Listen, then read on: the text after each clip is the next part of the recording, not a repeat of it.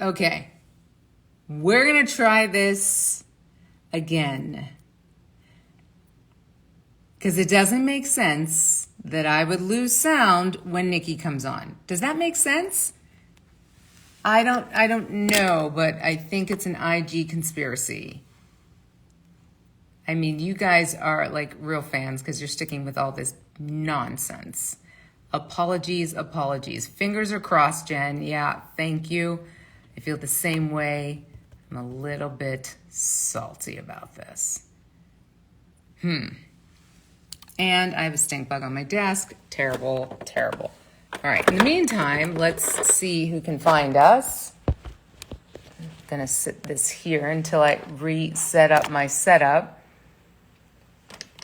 and see if this works. I don't know. The IG gods, they don't have anything good to say. Doug, yeah, I've graduated from salty to surly, actually. Weak, I'm on to surly. Let's hope it doesn't get any worse than that, because that won't be good, like for the universe. Hi, Danielle. Yes. I No, you don't. No, you don't. It's No, you don't. seriously, I'm telling you, I freaking hate it. No, you don't. You don't hate Instagram. No, you I don't. do. I would moon them if I could. If somebody was there, I would actually moon them and then send a photo. But you know what? What happens when you try to reach Instagram? Nothing. Because there's no humans whatsoever. Well, Instagram needs to check itself or Meta, whatever, because there's so many video platforms and there's so many ways to do this that, yeah. And maybe Zuck's goal is to have all of us doing this on the Oculus, in the metaverse. But my avatar is just she's only okay, so I don't want to deal with that.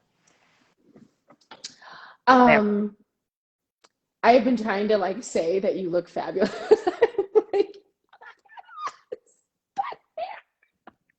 And then literally you're like, and this live video has ended. Yes. Well, thank you, Nicky. Thank you. My God. So as I said in the last call, I got a blowout yesterday, and it's super exciting because, what else do I do? It's exciting. Not a whole lot. Time to switch to YouTube Live. I didn't even know there was such an animal, but now that I do know. And apparently you can watch TV on YouTube. Oh, yeah. That's been a thing for a while. Oh, okay. Yeah. Well, my cousin's husband is doing all of this stuff and, trying all of this different stuff. And she's like, I got to watch my Judge Mathis. Not Judge Mathis. He is the most miserable, curmudgeon-y judge out there. And he should have retired 60 years ago, I think. He's just mad all the time. Well, I think it's time, since everybody is stuck with us through all the shenanigans, I think we should just probably bring Lateefah up before anything else goes wrong. Let's see if that'll work here. Who knows? Knock on wood, friends. Wood, metal, anything you can knock on. I feel really, that's okay. I'm really glary. I'm going to turn this light. Sorry, guys. That's okay. Hello. Let me see, least glare. Okay, this way. And we can hear you. Yay, us. First of all, whoever wrote that, thank you so much. I did not know YouTube Live was a thing. We need to figure it out, though. We need to figure this out. This whole shenanigans here on IG is enough. Brian, did you know that? Because maybe he's not on. Because you're always learning things on ThoughtFLOW. Yeah, I don't think he's logged in yet. So, we'll have to drop that one. Well, I'm about welcome, friend. Welcome. Hi, honey. ThoughtFLOW. How are you? So good. Well, now that we can hear each other and, Yes. things are actually Yeah. All that good stuff. Yeah.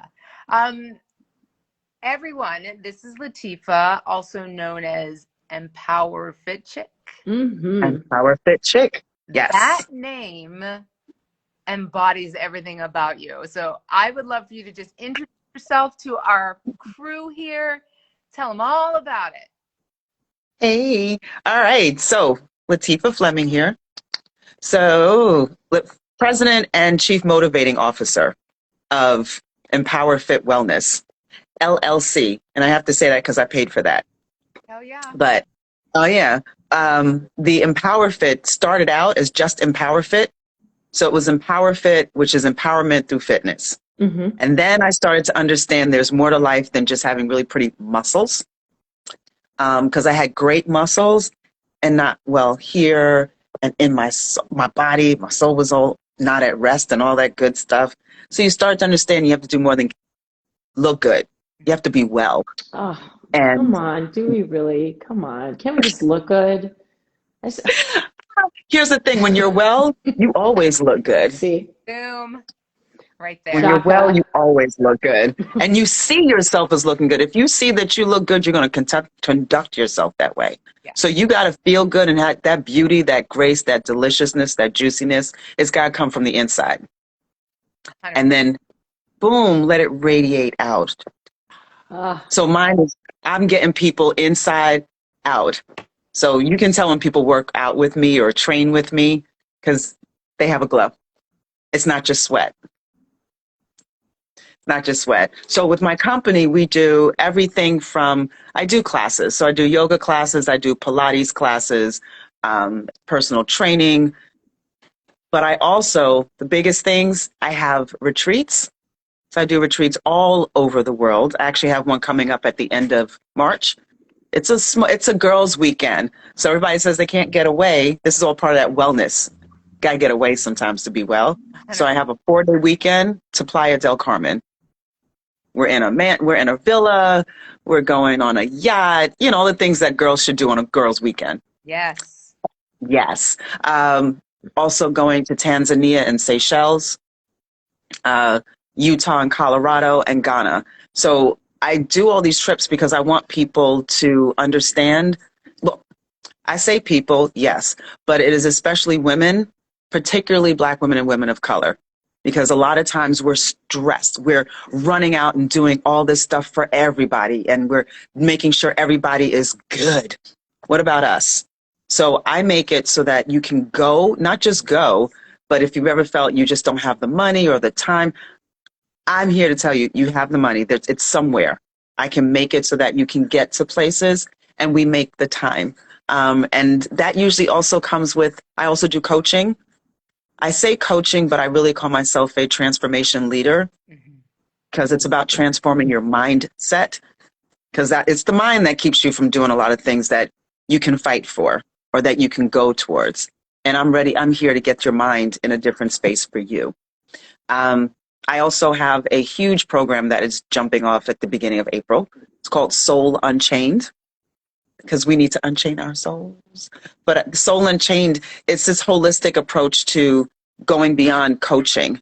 I don't want to just coach people anymore. Well, what are your goals? What is this? I'm helping you to find your passion. I want you to live a passionate life. I want you to live your best life, but I want you to know what that actually means. We always say, live your best life.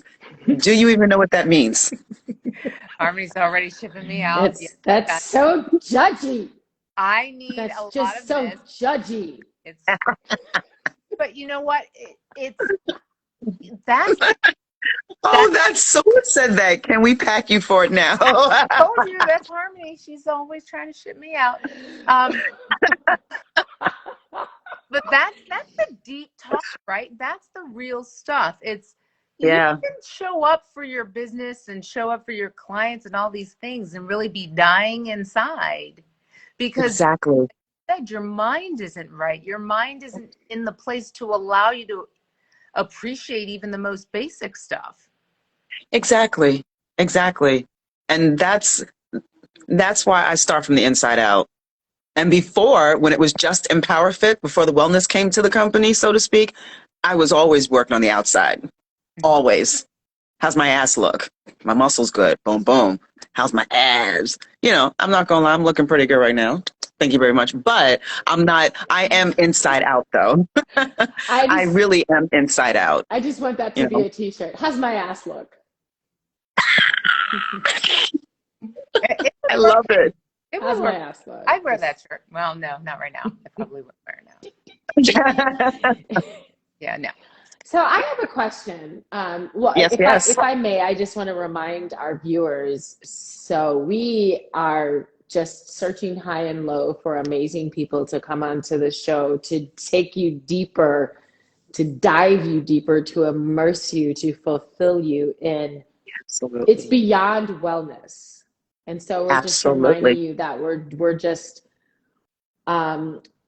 Lateefah is Lateefah, and she's just boom shocking all the way. But it's really about what happens when we take a step beyond wellness. And what you're saying is very much resonating with me. Yes, I feel judged, but. But no, it resonates because it's not about because now wellness feels kind of like that happy word, right? It's a destination. Yeah, it's not. It's you know what? It can be wellness, the road to wellness, and this is why some people may or may not flow with me, and it's okay. But wellness can get messy. That road to wellness can get messy. It takes you breaking down your own barriers. It takes you confronting some stuff that you never wanted to, that you just left back there somewhere. You know, it can get messy. It can be joyous. It can be heart-wrenching, but it's still a road to getting to where you need to be. And a lot of times we do need somebody to help guide us to that point, to help get us to the point where we know we've got to do a little bit more for ourselves. We know we got to break down those barriers. We know, and this is all the self-work. It's all that self-work. And we know we have to be okay with that and know that doing work on self is not selfish. Well, what a great, sorry. I was just saying, it's radical honesty. Like, we can tell, especially in the movement world, you know, we can tell somebody about what they need to do to engage this or find that or whatever it is. But it's a lot harder for us to look in ourselves to see where we aren't engaging, how we're not engaging in our own lives. But you said the thing that I think is just amazing, and I think that people don't view it this way. Wellness is messy. Yes. Because we don't view it that way. We view wellness as something that puts us back together or makes us pretty or makes us feel good. And that's profound. Wellness is messy. Yeah. It's not a cute journey. No. And you have to be okay with that. And you have to also be okay with knowing that the journey never ends. When the journey ends, that means you are ashes to ashes, dust to dust. Yeah, that's you don't want that journey to end. If you're not growing anymore, you're toast. Hi, Coach Rob. Well, and then so you said that you so do you have people in your employ? Do you have people who work with you? Do you have teachers that you staff? Yeah. Okay, so let me ask you this. Resume. No. Now I have to get past my own judgments. We'll walk in, she's gonna be like just ripping stuff off. You're gonna be all naked. No, but so how do you so your position, your presence, you are the embodiment of what you are saying. Absolutely. I can see it. So then how do you find the people, or what qualities are you looking for in those people? And then how do you maintain their journey? Because they have to embody your stuff. Right. Oh, absolutely. So first things first, I'll do the base, the base stuff. Like, I need to know that you're educated in this field, that look for your experience, stuff like that. Sure. Then I need to know that you are not following trends. I'm going to do this because it's a trend. I need to know that you're staying in the proper lane for you. So if you know nothing about nutrition, if you are not a nutritionist, I'm not trying to have you going out there and giving everybody nutrition plans and stuff. I need to know that you know how to stay in your proper lane. So there's that. It's also, I like people who are genuine. I like people who understand they're not perfect. I don't deal with perfect people. And if you think you're perfect, you're a narcissist, and I'm not trying to deal with you. So I want people who are real with themselves, who understand there's a power in vulnerability. And that's hard too, because let me tell you, a lot of the things that I seek and that I talk about, I'm learning for myself again. Like I'm still on that journey. But I need people to be able to talk to me too.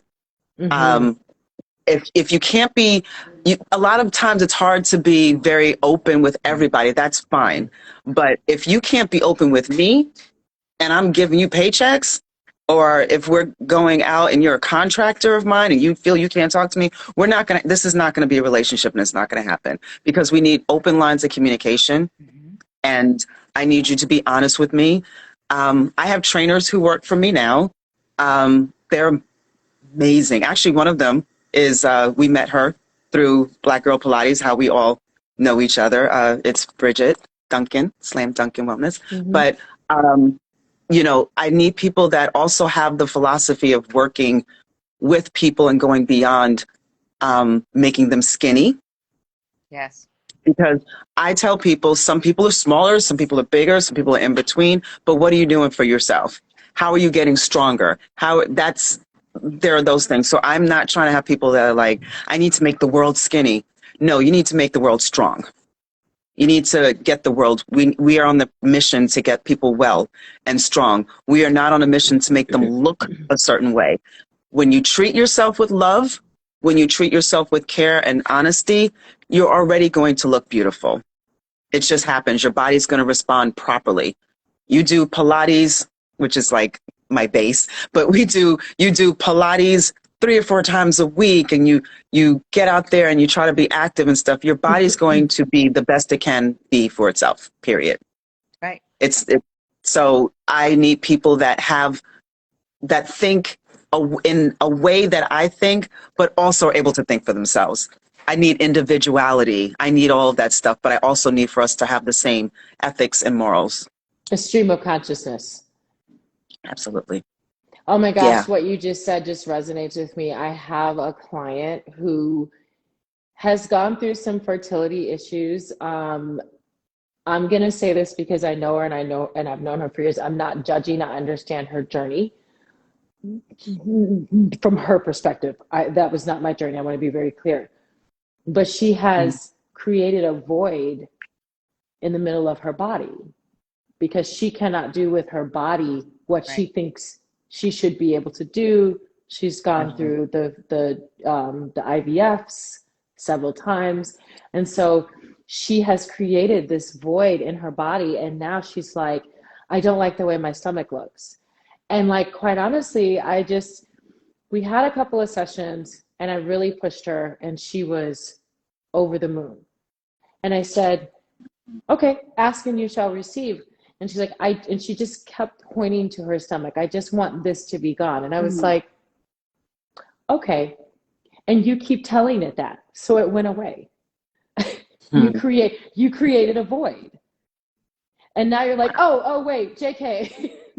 And I said, it's like, you told it that it was bad and wrong, and it didn't do this thing that you assumed it was, and I speak very lightly on this because I did not have fertility. Well, I actually did kind of a little bit have fertility issues, but then it went away when I started taking thyroid medication.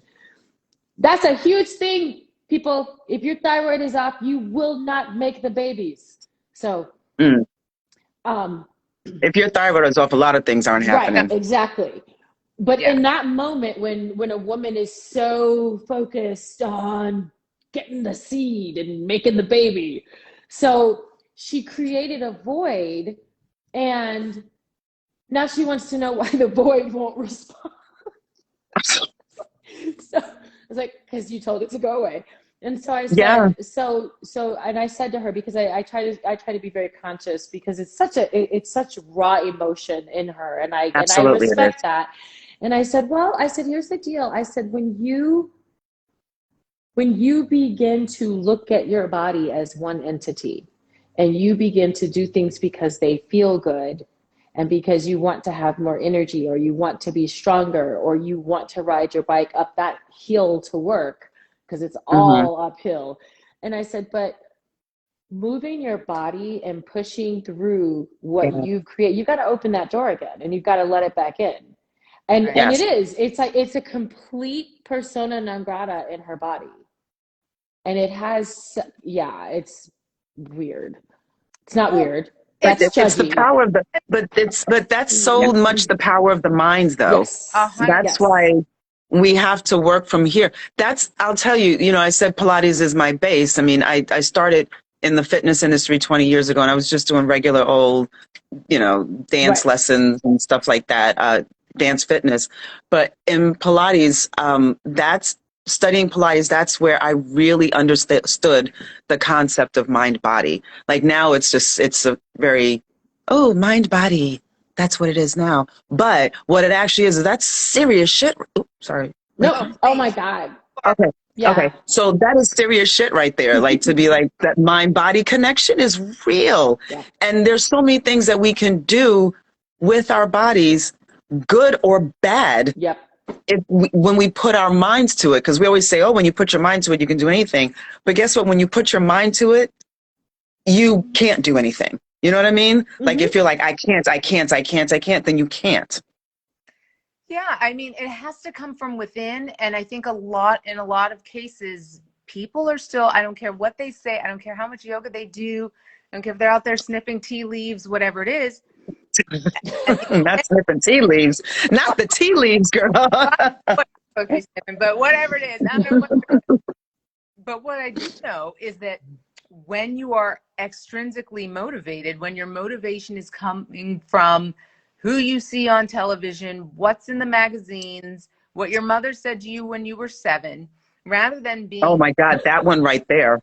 yeah, rather than coming from the Yeah. inside, this is who I am, this is what I want to be, I have a path, and it's not like etched into limestone or anything, but I have this path that I want to pursue because that's me.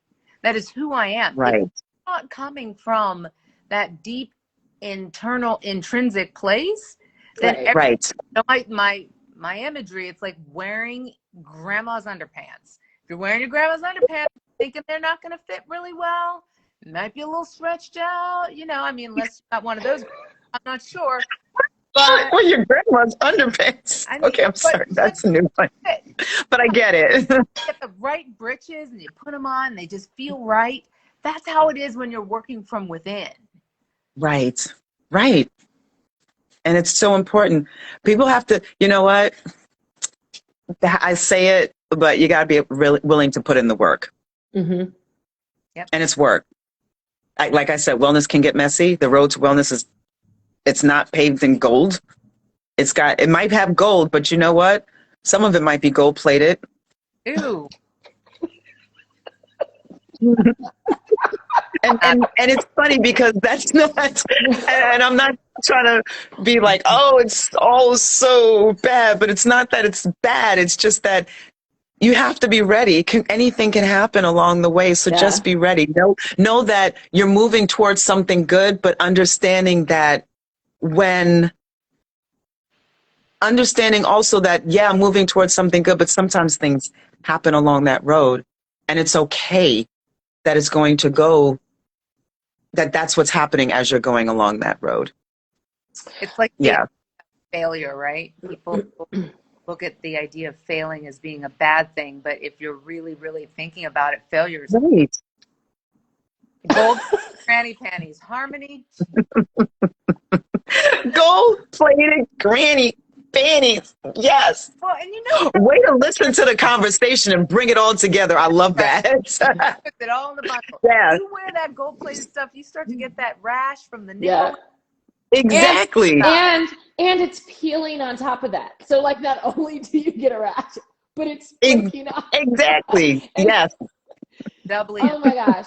So, you know, I think even just saying that wellness is messy, the journey is messy. I think even just that statement, giving people permission to understand this is not, you're not stepping into some beautiful spa and leaving your world behind you. And then when you close the door, you got to step back into that space. I think Right. even just giving people just that bit of information, it's messy. Yeah. This isn't going to feel comfortable. This isn't going to, and you know what it is self-reflection in a lot of ways, especially as we the three of us are teach movement, and getting Mm-hmm. someone to understand that nobody's looking at you. You, even if you're in a class, in a physical space, in a class, no one is looking at you. No one is seeing how far you curled forward in that forward flexion. No one is seeing how high you got up into your swan. No one is looking. Yeah. Exactly. Because they're so worried about how high their swan is.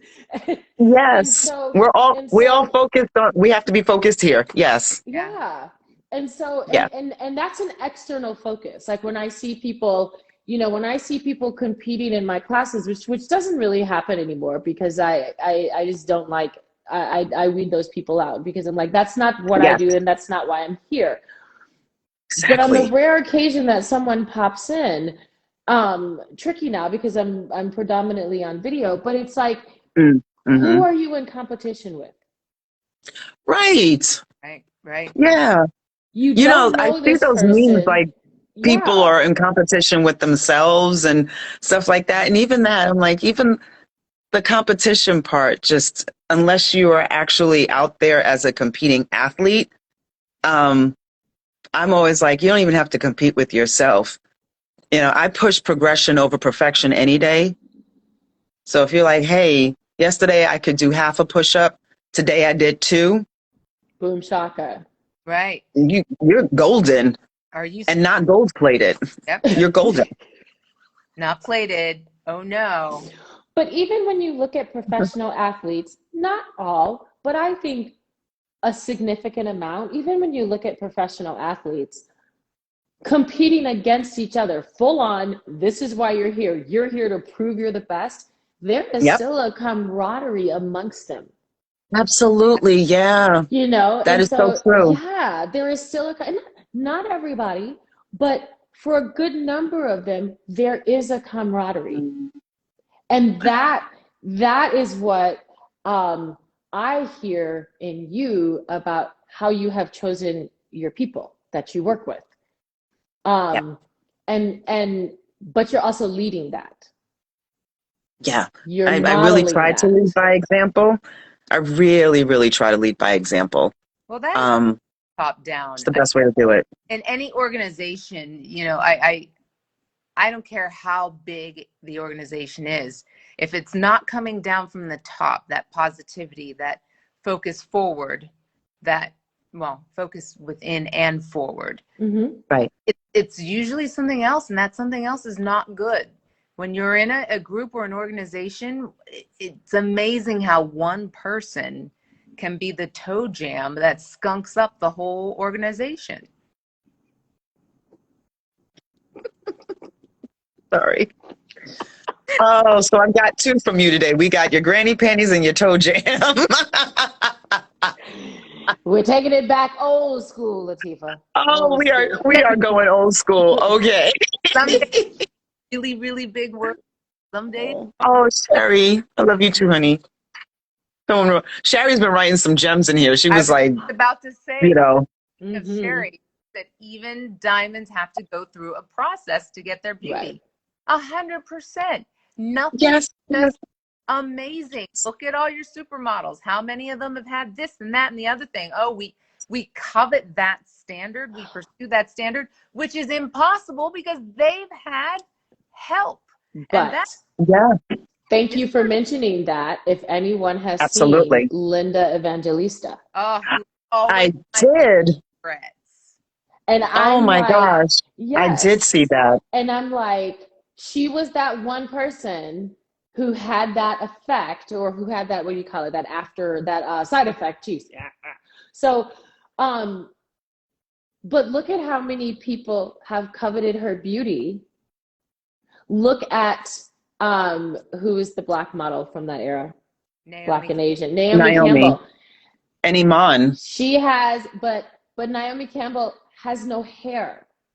From the amount of all the time that she was in all of those weaves, she has destroyed her hair. Her hairline starts like way back here somewhere. Mm-hmm. So this is what people are aspiring to, and I hate what happened to Linda Evangelista, because it's disfiguring. You know, it's incredibly disfiguring, and she did it because she was used to looking a certain way, and she's like, oh, I'm getting older. Yes, because that happens second by second. Yeah. And but it was, she just wanted a little bit. She just wanted a little bit, and that's what a little bit got her.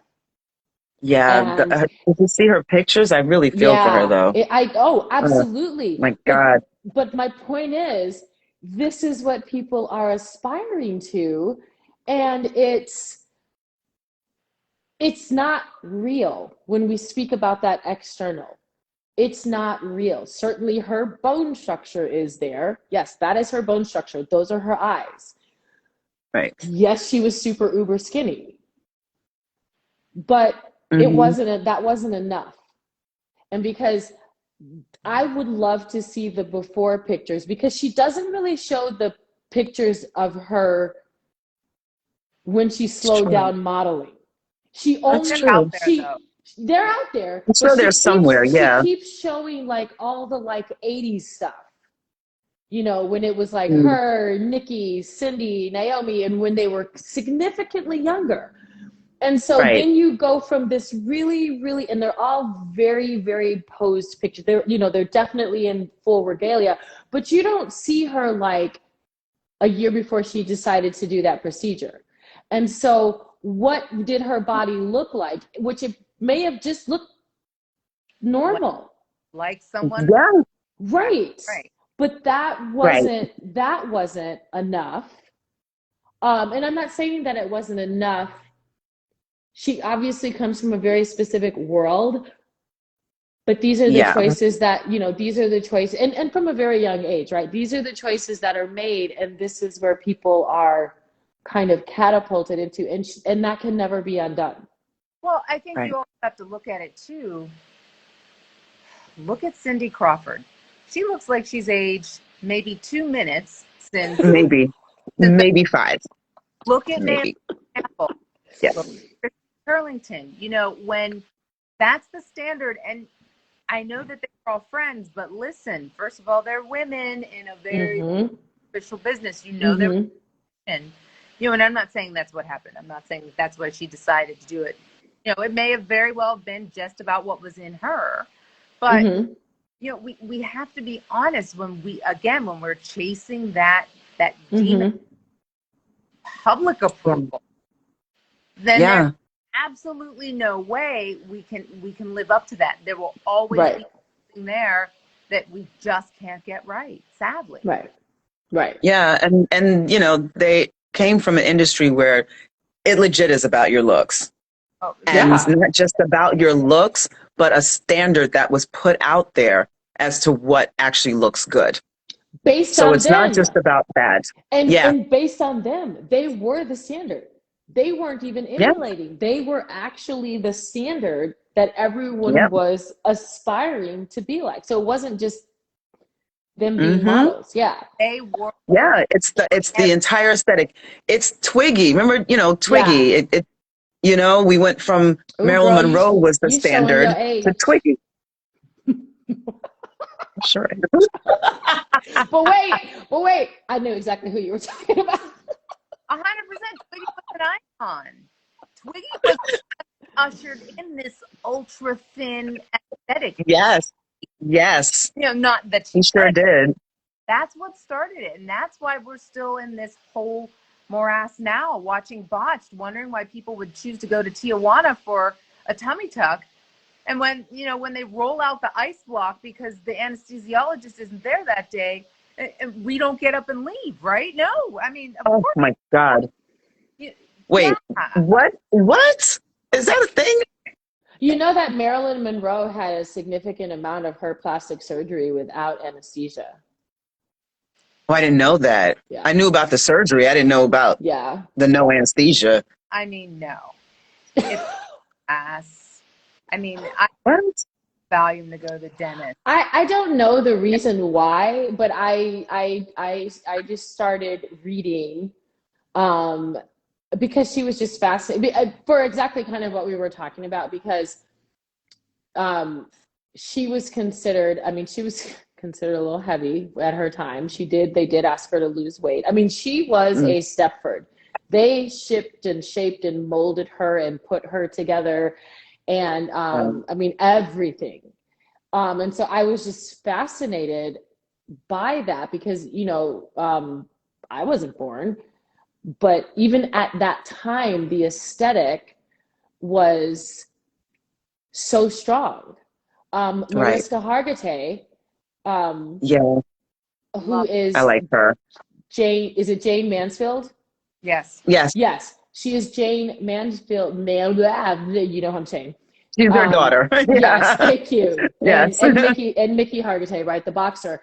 But she talks about that. She talks about how she could basically, after she had her baby, she could not get her body back, and you can see it because, you know, Law and Order. You can see it throughout the seasons. They keep her dark. She is in. Yes, they do. She is in all black, and she speaks about, because look at who her mother was. Yeah. Her mother was literally a sexual icon, and she was a pinup girl. Her mom, yes, you know, But I don't think she's much smaller or much bigger. I'm sorry, I don't think she's much bigger than her mother. Bigger than her mother. Time, you know, more meat, and it's like, look at how that. I mean, everybody had a little waist because they just, you know, but they pinched. They had the corsets. She's like this 50-something-year-old woman with this amazing career on a show that is never going away. Thank you. And ever. She has producer credits, and she is still in this space where she literally wears all black on the show now almost all the time. She might do, like, you know, an olive shirt or something, but it's always dressing, dark colors. Yes. But this is what we allow to happen to ourselves as women. You know, at the top of the entertainment field, who's sitting in those CEO chairs? Men. And they're make those decisions. Sorry, dudes, if you're on the call, I mean, like, step out, be a part of the change, make a phone call for us, you know, whatevs. But at the end of the day, as long as dudes are deciding what the aesthetic should be, then that's where we're going to be stuck. And I think that's where we are. More of us to just say, you know, there's nothing wrong with if your goal is to be thin, then you have to recognize what thinness is for your body, your structure, your genetics, all of these things. And then that's where you work. I'm not going to hold up a picture of Naomi Campbell and be like, all right, well, if I give up every meal for the next 17 months, I'm going to look like that. Look at Harmony. Pew, pew. Yeah. Well, but you know, those men can continue to make those decisions where Christopher Maloney is doing push-ups with no shirt. We can do that part. That's fine. That part is fine. It's the other stuff. But, you know, going to the individuality of it all, you know, you mentioned, like, you know, just trying to be thin or skinny or whatever.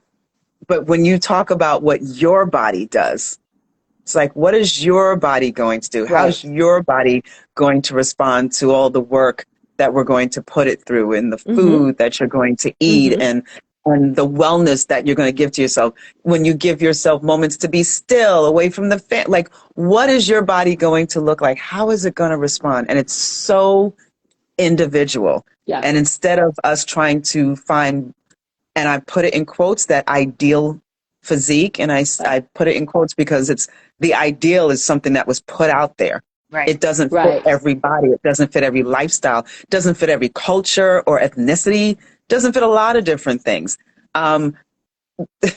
We're trying to put ourselves into somebody else's box when in actuality we need to shut those boxes down. That shit is done. First of all, don't live in a box. It's also a very narrow viewpoint. It's like 5 people who decided this is what a woman's body should look like, or this is the aesthetic, or this is because, you know, I have to say this just for the record, some of these are the same men who are also implying the standard for what a young girl's body should look like. It's creepy. It's super creepy. It's ridiculously creepy, which is why it's so important to recognize there's a very thin slice, there's a very small group that decides what the standard is. But we know this. We have this conversation amongst Black women, especially with a teeny tiny waist and fuller hips, and get your back on the floor. Get your back on the floor. Why? Oh, why? It can't go there. Why? But that's not even, you're not even discussing the anatomy of it. You're not even discussing that maybe the erectors are tight.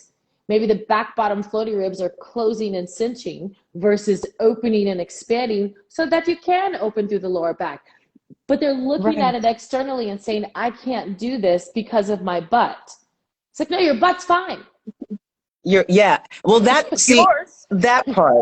that part, when you said your butt's fine, you know, and understanding neutral spine and all these different things, and knowing that this is how your body looks when you have neutral spine, when your spine is correctly aligned, this is what your body looks like.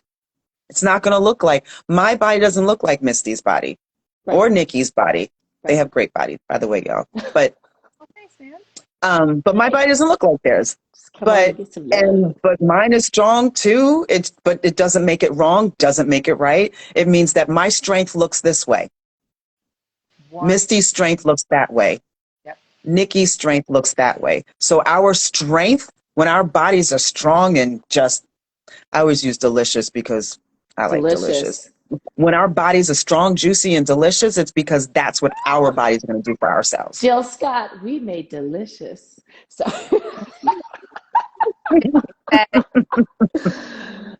No, and it's also, and you have to love that, and that is the truth. And also, confidence creates your own trend. We have to be the star in our own novel. Yeah. What's wrong with we do? And being the star in our own novel, be the star in your own novel the way that you look, the way that you are. Don't put some don't make yourself into, the you that you it's everything that you're saying, like, this is really totally resonates with me because I just went through, my slow drying cement just dried. I'm 2 years out of menopause, and man, yes, for that, girl. I'm on my way out of it too. I was like, God, it's over. It's over. It stays, and I don't experience things. I don't experience things. I think I've had 3 hot flashes the whole time. You're so lucky. And so, but I did research. And I said, well, I can eat that thing I know I'm not supposed to eat, or I can look at this and go, how do I want to experience this? My grandmother thought it was the second coming, and she walked up and down the bus. But you're going way back in the day, right? Yeah, we're going back. When you go through menopause, your body's like, all right, this gets harder. However you are. And so in realizing that, I took good steps to be where I wanted to be, but it wasn't about good genes do help, but I'm not responsible for my genes. I didn't make me, and so it's looking at where you are and So looking important. at where you are and where you want to be. That's a journey. Let's take that word again. It is a journey. It really, truly is. It's a journey. And oh my God, knowing that it's a journey is half the battle. Knowing that this is not an overnight, knowing that it's just always a process. That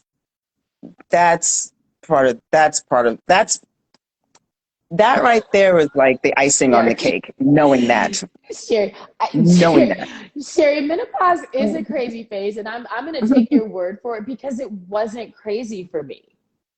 It can be. You know what's so interesting? My menopause started when I was 39. Like I woke up one day and the whole bed was wet, like from head to toe. It was just soaked. And that was the first time I had a night sweat.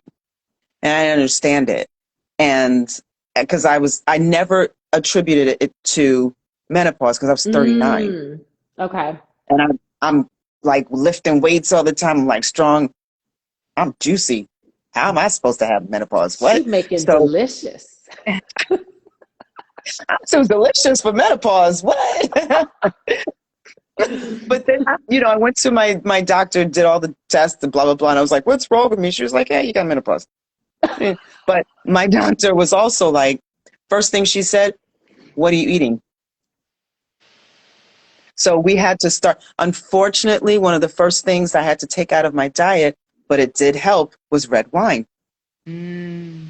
But for some people, when they have menopause, they can drink red wine. I actually admire them. I'm jealous of them. But now that I'm on this part of it, because I'm pretty much like, most of my symptoms are pretty much gone. Some of the bloating that was there, all these different things, it's all pretty much gone.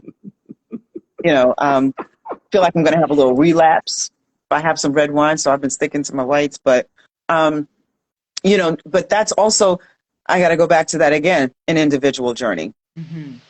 Yeah. It's an individual thing. We don't know how anything is going to affect us. So we just have to kind of roll with it and figure it out for ourselves. Or of course, go to people like us who can help them figure it out. That's why, and it's funny when I work with people, especially when I do my one-on-ones, yes, in class too, because no matter how big my class is, I still make sure every single person has had my attention at least for a second. Yes. But when I am doing, those one-on-ones and I really get to, get into people's heads, not in a bad way, unless I need to. But that was like my threatening look. Do I need to get into your head in a bad way? Like Magneto. Sorry. It's the Marvel girl in me. But you think you need to apologize? Not for that. Marvel? No. She beat you. She beat you to the Matrix reference. You didn't even get your Matrix reference out. Oh. Sure she will, because that one too. That's another one. But when we have to understand that that I forgot that I lost my train of thought. Shit. Magneto. Getting in people's heads. Maybe that menopause isn't over yet. You like to touch on, if you're teaching an in-person class, you like to at least touch on or acknowledge each and every person. Like Charles. Thank you so much. So getting Magneto. Sorry. But making sure that everyone is on their, we say everybody should be on the same page. I'm like, the only page we have to be on is that we're all in the same room. You want the best for you. Yeah. Right. When it comes, getting back to the menopause thing. So when it comes to the menopause, and a lot of times we think we don't have to think about it at certain ages. And I tell everybody, I got it at 39. So you never know when you have to start thinking about it. But wherever they are, let's start doing the things that help you. First of all, if you start early, you may not get some of the symptoms, but let's help everybody get to a point where they can do what's best for them. But in order to do that, define what's best for them, start to know what you need for you. And let's go even deeper than that. Who the hell are you? Do you even know who you are? Have you been living for everybody else? Have you been doing this? Are you taking Pilates because you saw somebody who was really thin? You were like, you take Pilates? I want to take Pilates now too. Or you're taking it because you're like, you know what? I want my back to be aligned properly. I want to be able to move through space in a more comfortable way. I want to get rid of the dis-ease in my body. Are we doing things for ourselves? Do we know what we want? Do we know who we are? So it's all that's the one-on-one. And that goes back to even whether it's menopause, whether it's I want to run a marathon, whether it's I want to travel the world, whatever it is. Do you know what you want? But Do that you know who you also, are? what you just said also even just speaks to the intent. And people don't go into these things with intention. 100%. Right. They're just like, I just want this to be like this. I heard But it. there's no intention, direction. Mm-hmm. I want to just try this pilates thing. I heard you teach pilates. Not the pilots, girl. Take 100 pilates classes. Yeah, totally. Now, I got to pivot off of that only because, you know, these meta people, I don't know when they're going to throttle us, but I am really, really interested in having you tell our friends about what your retreat process looks like. Like, let's say I just come shambling in and I'm like, Lateefah, I think I know who I am, but I'm not sure. I want to go to Tanzania and I want to learn more about everything. So what does it look like? What do you do?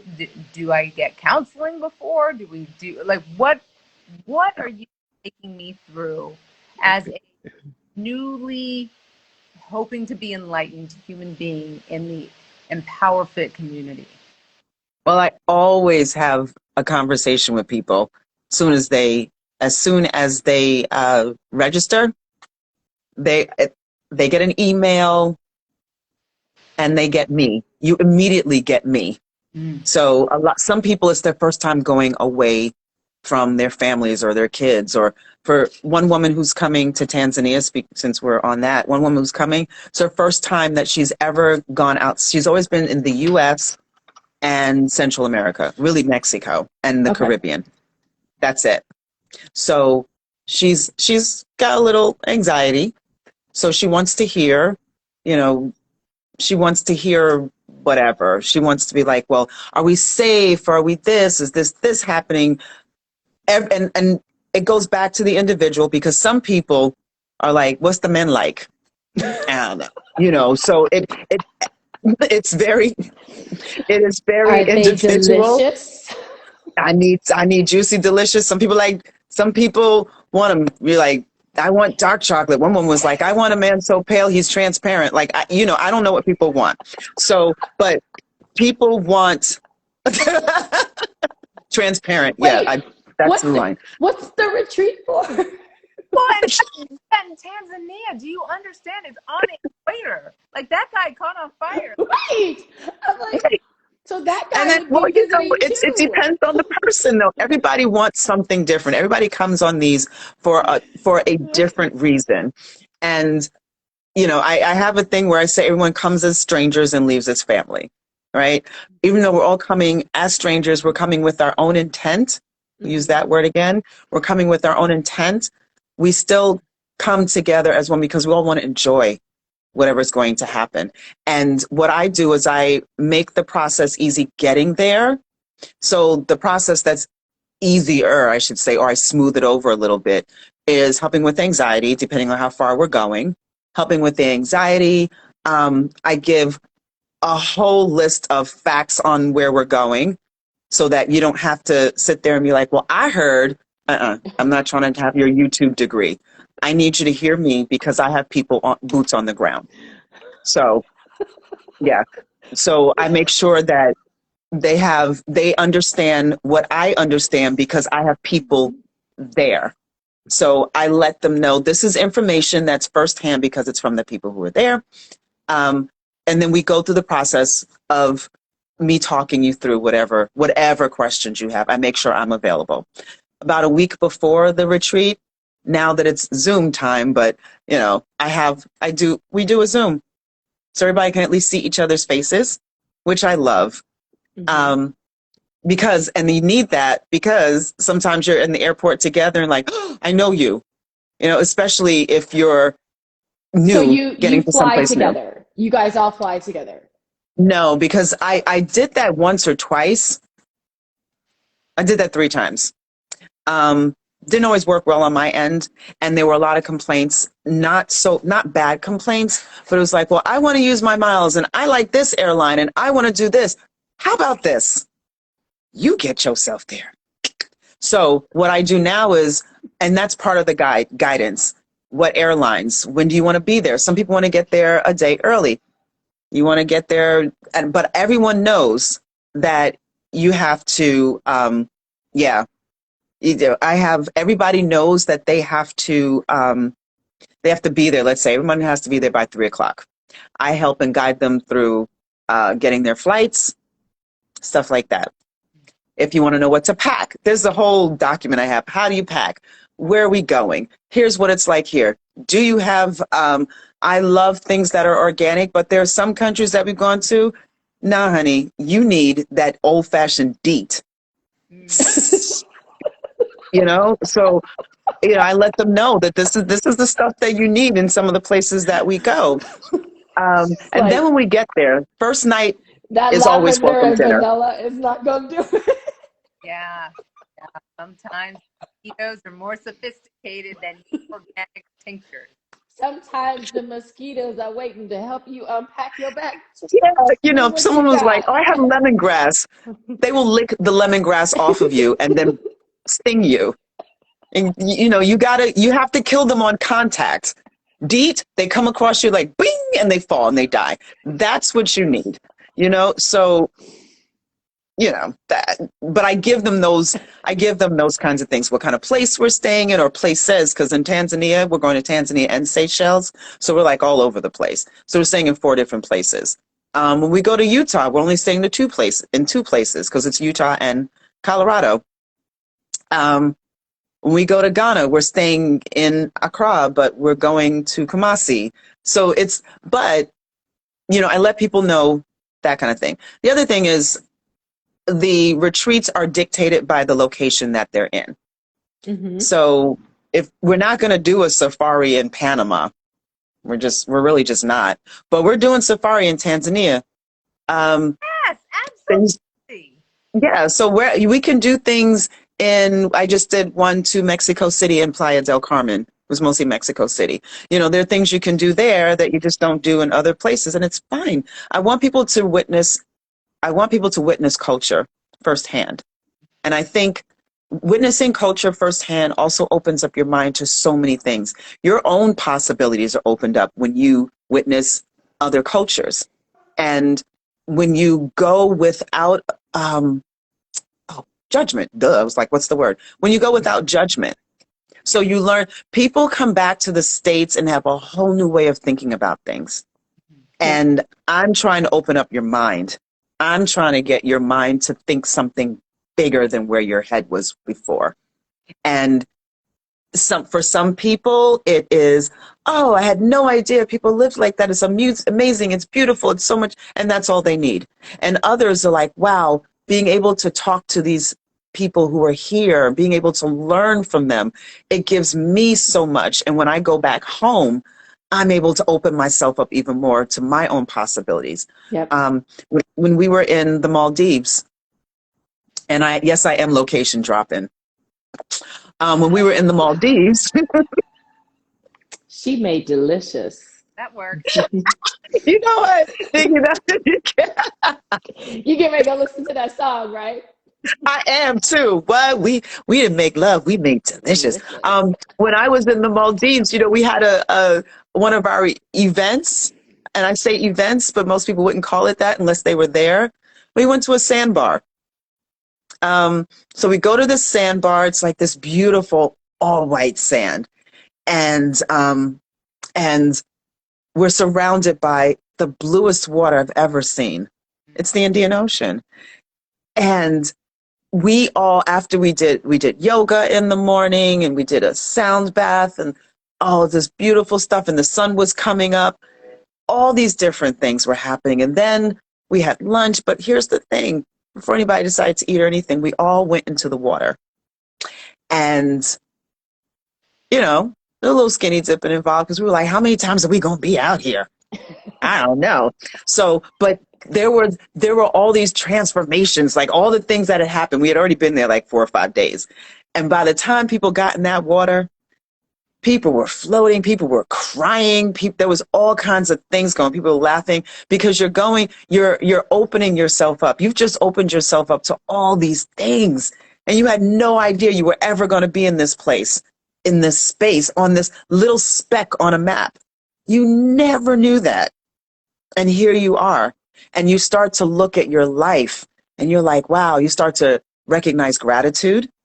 You start to look at things that need to be addressed in your life. You start to look at things. Oh, it's so different. It is so different. Your eyes are clearer. You can see everything.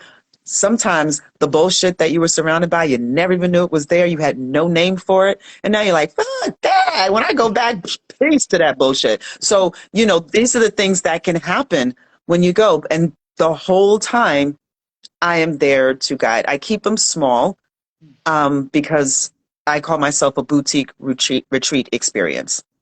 So you do get me. I also don't want to get sick. I take on a lot of people's energy. I know it sounds woo-woo, but I am what I am.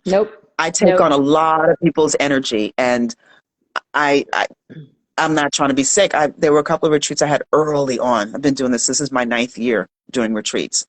And I would get so sick coming back. So sick. And I didn't know how to protect myself from that because I was just so available. So all the things I'm saying that I do beforehand, I didn't do that before. I just was like, let's show up. And then I show up and I'm like, yo, I can't deal with this shit. But at least if I talk to you first, all that anxiety, because a lot of times it's anxiety. Mm-hmm. It's anxiety. And it's a fear of the unknown. It's all these things. We can get that out beforehand. We can get it out beforehand. We can talk about it. I know who to expect because sometimes person on the phone is not the person that shows up. Right. But if I get you to talk and get things out, I know who to expect when you show up. Right. Which isn't judgmental. It's preparation. Yeah, it is. So, absolutely. And I'm so prepared, and so are they. So Lateefah is a magical unicorn. And yeah, I mean, there's so many things that, like, literally, you know. So we're gonna just skip on over to Black women's magazines. Are you a Black woman who travels? Well, yes, she is.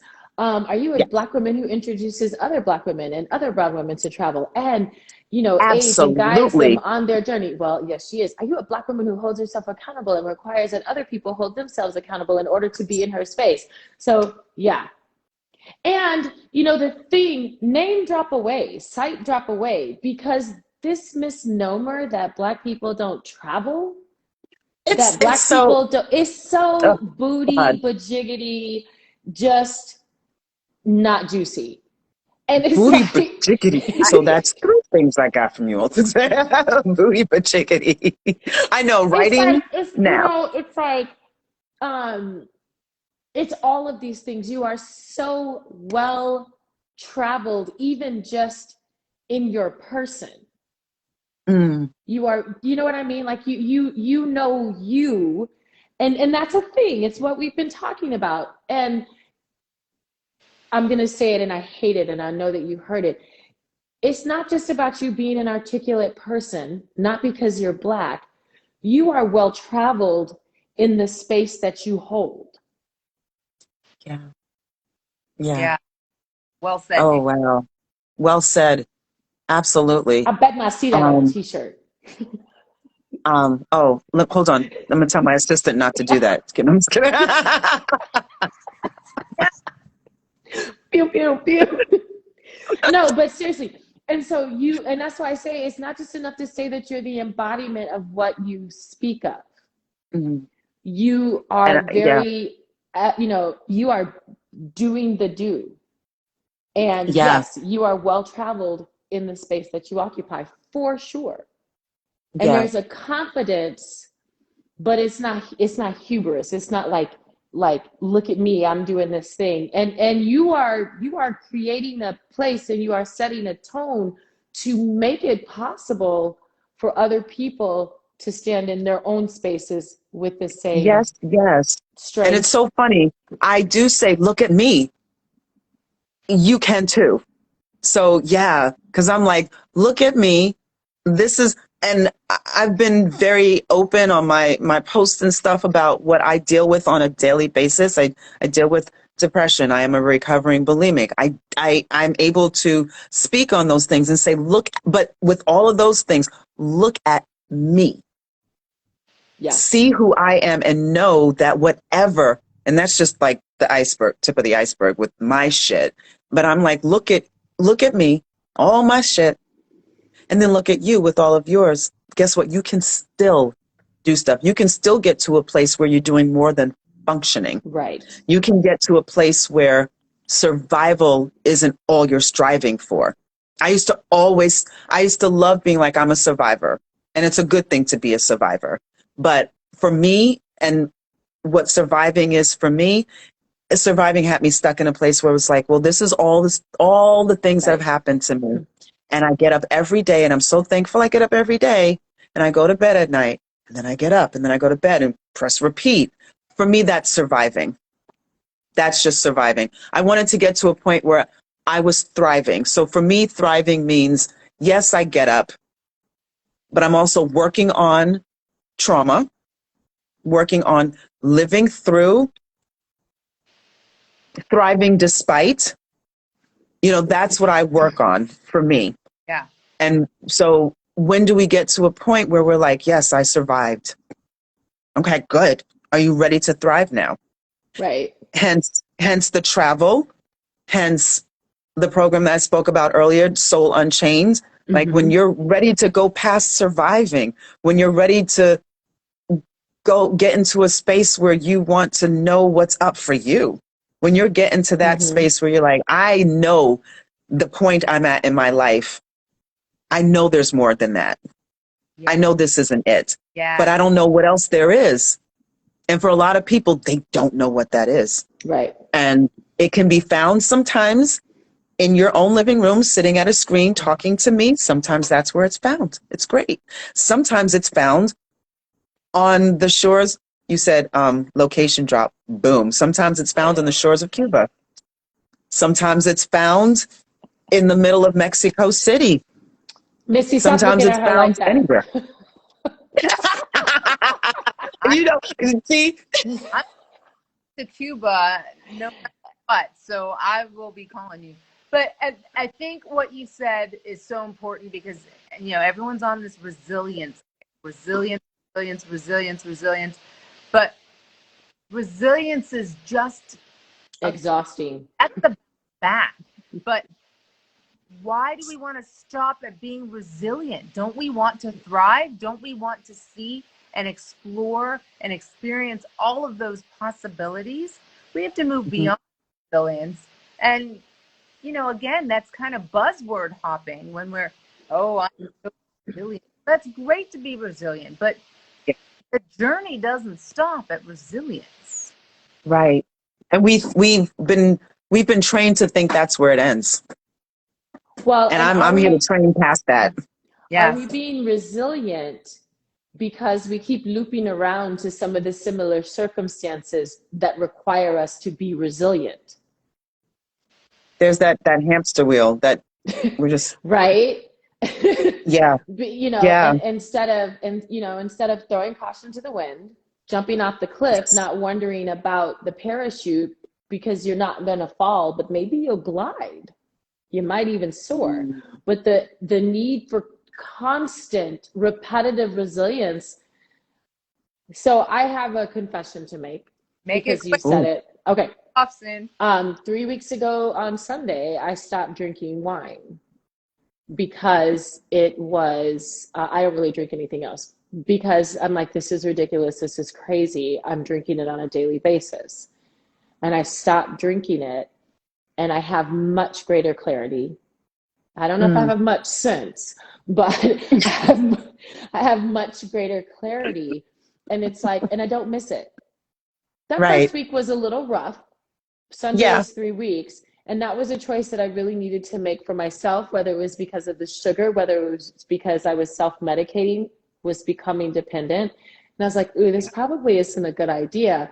And but I was, you know, I'm resilient. I can do this. If I just have that glass of wine, everything will be okay. And I was like, this feels like a loop. When you're using it as a crutch, because honestly, it should be something that you just enjoy. If you start to use it as your crutch, if you start to, like I did during quarantine, I'm not going to lie, like the people at Total Wine knew me entirely too well. You know, so it was just a bit much. Sorry, Mo. But yeah, you know, you're drinking 3 bottles a week, 3 or 4 bottles a week. Yep. Maybe 5. Okay, maybe 6. Okay, 6 bottles a week. But when you're, you know, you have to know, and for you, you're right. For you, that was your crutch. You knew that you weren't having it to sip and enjoy. One thing, it's funny that you say that, because one thing I've started to do is I've actually started to sip to enjoy, not drink. You know, I've been in Mexico for it's been 3 months now, and tequila's my drink. I love tequila. Love wine. I love tequila. Yeah, honey. And I was like, oh my God, I'm moving into the lands of tequila. I'd be drinking all the time. Do you know? No. You know, you have a really good tequila and you sip on it. And I'm telling you, tequila and me, we are really good friends, but we only have to chat once or twice a week. Yeah. And again, it's not like that college dormitory tequila, by the way. It's the good. It's the good. Good stuff that you bring back from Mexico is the good stuff. And you don't It's the good stuff. want it that often because it becomes, it's just like, you know, I really feel like it's time. It's my day to have this, you know. It's not that piece as Doug mentioned. So anyway, all right, guys, we are going to have to sign off. Because we're going to get cut off. Thank you. Nicky, bye, honey. Thank you so much. Thank you. a look at Lateefah's pages, at Empower Fit Chick on Instagram, because she has so many offerings. She does so many great I do. And I do. You know, this spirit, thank you for just being such a spirited person that's so positively changing our communities out here. Thank you. And for everyone, I'm having a free workshop Monday night at 7 p.m. Eastern. It's a goal setting workshop. So it is free. Go on to my website and you can register for the workshop. So empowerfitwellness.com, you can register there. Yep. So that'll be 6. Yep. So 7 Eastern, 6 Central, 3 Pacific, I think 4 Pacific. And you can go in and we're going to have a really good conversation about setting goals. But you already know, I'm not just about writing shit down. Like, we're going to dig deep. All right. So just thanks, you guys. Not writing shit down. Thank you. Monday night at 7. Be there for Lateefah's workshop. Everybody, thank you for being here today and being a part. Thank you, Misty. And Lateefah, I cannot thank you enough for joining us. And thank you, love. Be back. Yes. Thank you so much, everyone. Bye. So make delicious. I'm going to go make delicious now. Bye, guys. Bye, guys.